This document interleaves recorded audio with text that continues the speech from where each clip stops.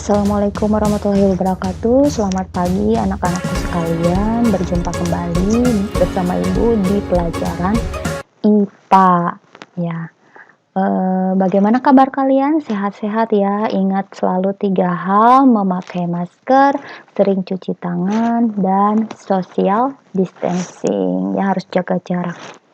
Semuanya kembali lagi kepada kalian ya. Berarti nanti yang mengerjakan tugas akan mendapatkan reward, nilai, dan nanti nilainya pasti akan memuaskan untuk di rapot. Selain waktunya juga sangat cepat gitu ya, paling duluan juga hasilnya juga sangat kreatif ya. Baik, kita lanjutkan ke bab 2 ya anak-anak. Jadi apa sih yang dinamakan dengan usaha gitu ya?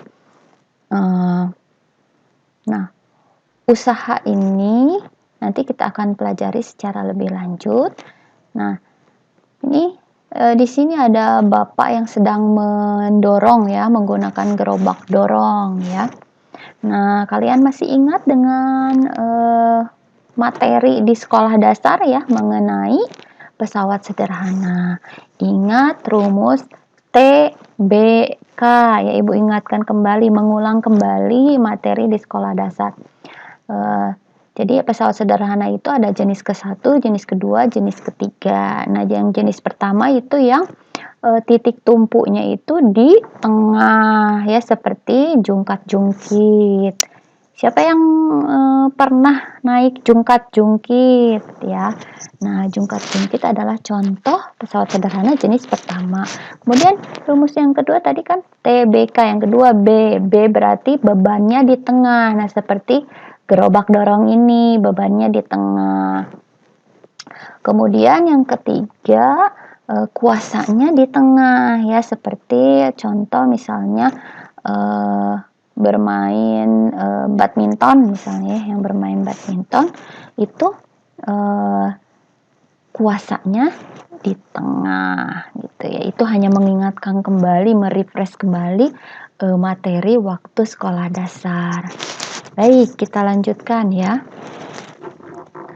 Pernahkah kamu melihat orang yang mengangkut kelapa sawit yang seperti ini ya? Mungkin pernah ya, pernah di televisi gitu ya, nggak pernah lihat secara langsung. Atau barang-barang yang berat dengan menggunakan gerobak dorong. Kalau mengangkut selain kelapa sawit sih pernah ya, mungkin misalnya mendorong atau mendorong beras misalnya ya, karung beras, kemudian sayuran ya, itu mungkin pernah ya. Nah, tahukah kamu ternyata dengan menggunakan gerobak dorong memindahkan barang yang berat itu lebih mudah daripada mengangkat dengan tangan. Nah, mengapa demikian? Agar memahaminya, ayo kita pelajari materi tentang usaha dan pesawat sederhana dalam kehidupan sehari-hari dengan penuh semangat ya. Semangat ya. Nah, tujuan pembelajaran kali ini adalah memahami konsep dan penerapan usaha dalam kehidupan sehari-hari. Jadi ini penting sekali ya, karena kita kaitkan dengan kehidupan kita sehari-hari. Nah, Tuhan telah menciptakan manusia sebagai makhluk yang paling sempurna. Tuhan menganugerahkan manusia akal pikiran untuk merenungi segala makhluk yang telah diciptakan Tuhan. Melalui akal dan pikiran tersebut, manusia dapat menemukan berbagai alat, ya, misalnya gunting untuk memotong kertas, untuk membuka bingkisan atau membuka bungkus makanan. Jadi kan lebih mudah ya, tidak perlu kalau tidak ada gunting digigit pakai gigi gitu kan ya. Kemudian katrol ya. Kalian tahu katrol ya? Jadi katrol ini biasa digunakan untuk mengambil air dari sumur. Kalau dulu ya masih menggunakan sumur, itu ada katrol yang membantu. Kemudian skrup untuk menyatukan beberapa kayu sehingga kita dapat membuat meja. Kemudian pinset untuk mengambil beberapa objek ketika kamu melakukan praktikum ya. Kemudian roda untuk mempermudah dalam memindahkan barang. dan lain sebagainya. Nah, tanpa menggunakan beberapa alat tersebut, tentu kamu akan kesulitan ya, kesulitan sekali ya, kalau misalnya tidak dibantu oleh alat-alat tersebut. Jadi aktivitas kita ini, seperti yang sudah disebutkan tadi, itu bisa dipermudah. Nah, oleh karena itu kita wajib bersyukur atas anugerah akal pikiran yang diberikan Tuhan kepadamu. Nah, kemudian bagaimana alat-alat tersebut dapat mempermudah kita melakukan berbagai aktivitas? Nah, kita akan mengetahuinya. Makanya kita akan mempelajari materi tadi tentang usaha dan pesawat sederhana. Ya, mari ikuti dengan sangat antusias. Nah, yang pertama kita akan menjelaskan terlebih dahulu mengenai usaha. Ya, apa itu usaha? Ya. Nah, di sini usaha di sini nanti kita akan mempelajari istilah penting ya. Di sini ada usaha, ada jadi usaha di sini disimbolkan W ya, W besar atau work, kemudian bisa juga dengan ya, energi. Nah, kemudian daya, nah ini daya di sini adalah laju energi. Nah, disimbolkan dengan P atau power ya.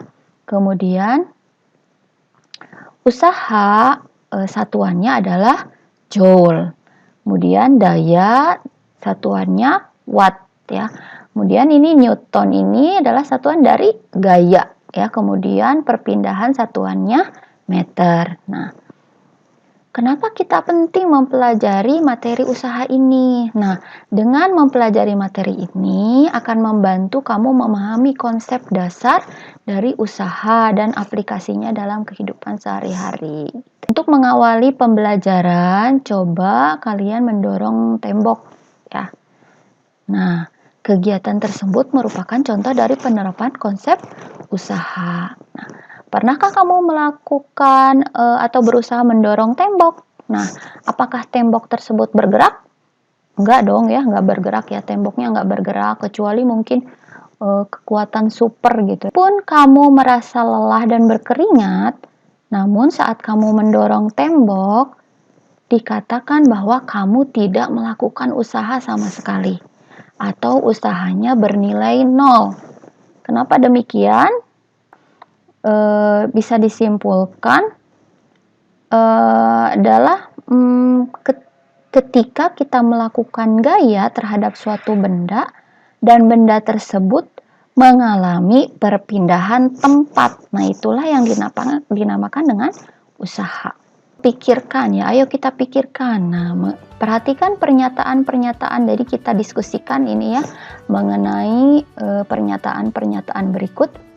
Perhatikan pernyataan-pernyataan yang terdapat pada tabel 2.1. Analisislah manakah yang termasuk kegiatan melakukan usaha. Pertama ya, kita bahas.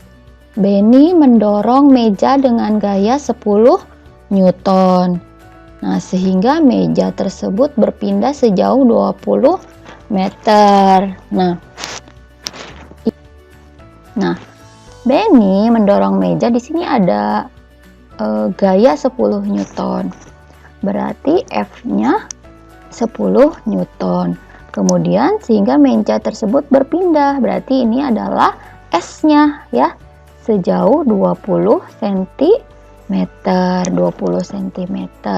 Nah, ini tinggal dirubah dulu ke meter, berarti 0,2 meter. Jadi 10 dikali, masukkan ke dalam rumus ya. 10 dikali 0,2 cm, 0,2 meter jadi 2 joule. Jadi pernyataan ini termasuk usaha. Karena dengan gaya 10 Newton, Benny bisa memindahkan ya, posisi meja dari posisi awal menjadi berpindah sejauh 0,2 meter. Gimana? Sudah mulai paham ya? Kemudian yang kedua, mangga bermassa 500 gram ya. Ini termasuk usaha atau bukan ya?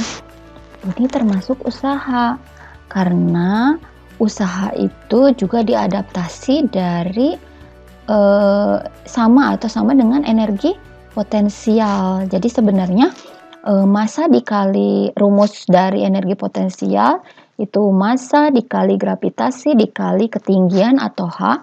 Nah, massa dikali gravitasi itu pada dasarnya adalah usaha, ya.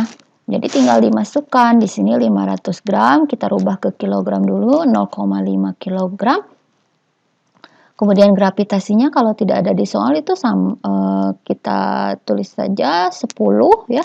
Jadi 0,5 dikali 10 dikali ketinggiannya 2 meter. Jadi hasilnya 10 joule ya. Jawa ini itu adalah usaha. Kemudian yang ketiga, Siti mendorong kereta belanjanya dengan gaya 50 Newton. Jadi ini gayanya dari arah rak daging ke rak sayuran. Kemudian kembali lagi ke rak daging. Nah, di sini yang harus digarisbawahi adalah kembali lagi ke rak daging. Jadi tidak ada perpindahan, ya perpindahannya 0 karena kembali lagi ke posisi awal. Jadi di sini tidak terjadi usaha atau bukan usaha karena perpindahannya 0. Yang keempat, Dayung menginjak telur dengan gaya 5 Newton hingga telur tersebut pecah, ya. Jadi di sini juga bukan usaha karena tidak ada perpindahan walaupun di sini ada gaya sebesar 5 Newton. Kemudian yang kelima, balok bermassa 2 kg dipindahkan dengan gaya sebesar 40 Newton sehingga berpindah sejauh 2 meter. Di sini tidak dipakai semuanya ya, yang kita pakai masukkan saja ke rumus usaha sama dengan F dikali perpindahan. Di sini ada F-nya 40 Newton, berpindah sejauh 2 meter. Jadi 40 dikali 2 ya, jadi sebesar 80 joule. Jadi di sini juga merupakan usaha. Nah, jadi ini jawaban dari ayo kita pikirkan. Tadi yang pertama itu usaha, tadi penjelasannya sudah, yang kedua usaha, yang ketiga usaha, yang ketiga bukan usaha, yang keempat bukan usaha, yang kelima usaha. Nah, itu untuk jawaban dari ayo kita pikirkan. Bagaimana? Sudah mulai paham? Jadi, Ibu ingatkan kembali bahwa usaha dapat disimpulkan adalah ketika kita melakukan gaya terhadap suatu benda dan benda tersebut itu bergeser atau berpindah atau mengalami perpindahan tempat. Nah, usaha ini berkaitan erat dengan energi, ya. Jadi usaha berkaitan erat dengan energi. Energi adalah kemampuan untuk melakukan usaha atau kerja. Usaha merupakan energi yang disalurkan gaya ke sebuah benda, sehingga benda tersebut bergerak. Jika kamu mendorong benda yang mengakibatkan benda berpindah tempat, maka dikatakan bahwa kamu melakukan usaha, seperti yang sudah Ibu jelaskan tadi ya. Tetapi ketika seseorang mendorong tembok yang kokoh, dia dikatakan tidak melakukan usaha karena tidak akan bisa memindahkan tembok tersebut. Ya, temboknya tetap ya tidak berpindah walaupun gaya yang diberikan oleh orang itu cukup besar. Walaupun dengan sekuat tenaga berkeringat ya, tetap tidak ada usaha karena usaha yang dilakukannya sama dengan 0 karena tidak ada perpindahan. Nah, jadi penekanan pada materi ini adalah adanya perpindahan benda apabila diberi gaya. Gaya yang diberikan pada benda pun harus jelas apakah berasal dari gaya dorong atau otot, gaya mesin, gaya pegas, atau gaya gravitasi. Nah, buah yang jatuh dari pohonnya dapat dianggap melakukan usaha karena melakukan perpindahan kedudukan dari atas pohon ke permukaan tanah. Nah, jika peserta didik ingat konsep tentang energi potensial, tadi sudah dijelaskan, itu bisa dihubungkan dengan usaha yang dilakukan oleh buah tersebut, ya, disebabkan oleh gaya gravitasi bumi yang mengakibatkan adanya perubahan energi potensial pada buah. Nah, nanti kita akan mempelajari secara lebih mendalam konsep usaha dan energi itu dipelajari di SMA. Nah, hubungan antara usaha, gaya, dan perpindahan. Tadi sudah disebutkan berkali-kali bahwa rumus dari usaha atau disimbolkan dengan W itu sama dengan F gaya dikali delta S perpindahan. Nah, usaha berkaitan dengan gaya dan perpindahan. Usaha terjadi jika gaya yang bekerja pada suatu benda mengakibatkan benda itu berpindah tempat. Semakin besar gaya yang digunakan untuk memindahkan benda, semakin besar pula usaha yang dilakukan. Semakin besar perpindahan benda, semakin besar pula usaha yang dilakukan. Jadi, usaha ini berbanding lurus dengan gaya. Nah, juga usaha itu juga berbanding lurus dengan perpindahan. Nah, itu ya. Jadi berdasarkan pernyataan tadi dapat disimpulkan bahwa besarnya usaha ditentukan oleh besarnya gaya yang diberikan kepada benda atau F ya, dan besar perpindahannya atau delta S. Jadi secara matematis rumusnya sebagai berikut. W usaha sama dengan F gaya dikali perpindahan atau delta S. Jadi keterangannya usaha satuannya joule ya, F gaya satuannya newton, delta S perpindahan satuannya meter. Jadi ketika memasukkan ke rumus, lihat dulu satuannya apakah sudah sama atau belum ya. Selanjutnya, hubungan antara daya dan usaha. Tadi daya adalah laju energi. Jadi kenapa disebut laju? Karena tidak dipengaruhi oleh arah ya. Jadi bagaimana kalau ada dua orang mendorong meja dengan gaya yang berbeda? Tentunya jarak perpindahan yang dihasilkan akan berbeda ya. Gaya yang besar akan menghasilkan perpindahan yang besar. Berarti usahanya juga lebih besar. Bagaimana dengan energi yang dikeluarkannya? Tentunya gaya yang besar dengan perpindahan yang besar akan mengeluarkan energi paling banyak untuk memindahkan meja. Besarnya energi yang diperlukan setiap detik, dalam setiap detik disebut laju energi atau disebut juga daya atau disimbolkan P. P itu singkatan dari power ya. Daya atau P atau laju energi dapat ditentukan dengan cara membagi besar usaha atau W dengan selang waktunya atau T. Jadi P daya sama dengan usaha ya berbanding terbalik dengan T. Jadi usaha dibagi waktu ya. P daya satuannya watt ya. W usaha satuannya joule, T waktu satuannya sekon atau detik. Nah, ini rumus untuk laju energi atau daya. Nah, kita masuk ke contoh soal ya. Kita pahami ya contoh soal ini supaya kalian bisa menjawab pertanyaan. Nah, jadi tadi sudah mengetahui lah rumus usaha ya. Rumus usaha itu W sama dengan F gaya dikali delta S perpindahan ya. Di sini ya soalnya, contoh soalnya Lani mendorong rak dengan gaya 100 Newton. Jadi diketahui gaya Lani 100 Newton ya. Sehingga rak tersebut berpindah sejauh 10 meter. Jadi perpindahan Lani 10 meter. Sedangkan Siti mendorong rak lainnya yang sama massa dan ukurannya dengan gaya sebesar 400 Newton. F Siti 400 Newton ya, sehingga rak tersebut berpindah sejauh 40 meter. Perpindahan Siti 40 meter. Ditanya usaha Lani dan usaha Siti. Kita masukkan saja ke dalam rumus. W usaha sama dengan F gaya dikali delta S perpindahan. Usaha Lani sama dengan 100 Newton, gaya Lani tadi 100 Newton, dikali 10 meter, karena satuannya sudah sama ya, perpindahannya dalam meter, jadi tinggal kita masukkan ke dalam rumus langsung. 100 Newton dikali 10 meter sama dengan 1000 Joule, atau disingkat J.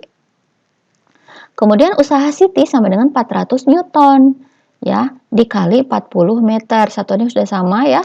Perpindahannya dalam satuan meter, jadi tinggal dimasukkan 400 dikali 40 atau 16.000 joule. Jadi besar usaha yang dilakukan oleh gaya dorong Lani. Jadi di sini gaya yang digunakan adalah daya dorong atau otot ya. Daya dorong Lani adalah 1000 joule dan besar usaha yang dilakukan oleh daya dorong Siti adalah 16 joule. Nah, ini soal untuk contoh soal usaha ya. Nah, berdasarkan fitur ayo kita pahami, bagaimana dengan laju energi? Ya, tadi kan ada hubungannya dengan usaha itu ada hubungannya dengan laju energi. Nah, bagaimana dengan laju energi yang dikeluarkan oleh Lani dan Siti? Siapakah di antara Lani dan Siti yang mengeluarkan energi paling banyak untuk memindahkan rak? Laju energi atau daya adalah besar energi yang dipergunakan dalam setiap detik, sehingga dapat ditentukan dengan cara membagi tadi P sama dengan W dibagi T. Kita langsung masuk ke contoh soal ya. Jadi Lani memindahkan rak dengan usaha 1000 joule. Tadi sudah ketemu ya 1000 joule dalam waktu 10 sekon, 10 detik. Sedangkan Siti memindahkan rak tersebut dengan usaha sebesar 16.000 joule dalam waktu 40 detik atau sekon ya. Berapa daya yang dilakukan Lani atau yang dikeluarkan oleh Lani dan Siti untuk memindahkan rak ya. Jadi diketahui usaha Lani 1000 joule, usaha Siti 16.000 joule.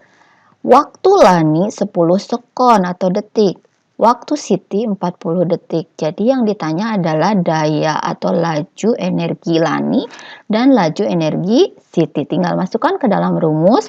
P laju energi sama dengan W usaha dibagi waktu. Waktunya dalam satuan detik. Karena sudah sama dua-duanya jadi tidak perlu dikonversi ya. Jadi P Lani atau laju energi Lani sama dengan 1000 joule dibagi 10 sekon sama dengan 100 watt ya. Kemudian laju energi Siti sama dengan 16.000 joule dibagi 40 sekon sama dengan 400 watt. Jadi tinggal dibagi ya. Jadi daya yang dikeluarkan Lani adalah 100 watt dan Siti adalah sebesar 400 watt.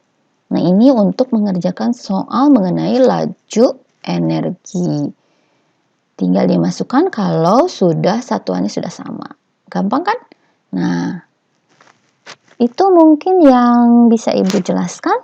Nah, kita lihat tugas untuk minggu ini ya. Yang pertama, supaya melihat bentuk perhatian dari kalian. Mulai sekarang Ibu akan menilai catatan materi ya. Jadi kita mulai dari catatan materi usaha yang sudah dijelaskan. Tadi sudah dijelaskan materinya apa saja. Kalian catat di buku catatan kalian, nanti dikumpulkan ya. Kemudian selesaikan soal di bawah ini ya. Ini soal yang ini. Contoh soalnya sudah dijelaskan. Jadi sama seperti contoh soal. Jadi kalau kalian masih lupa nih, belum paham, tinggal ulangi lagi videonya ya.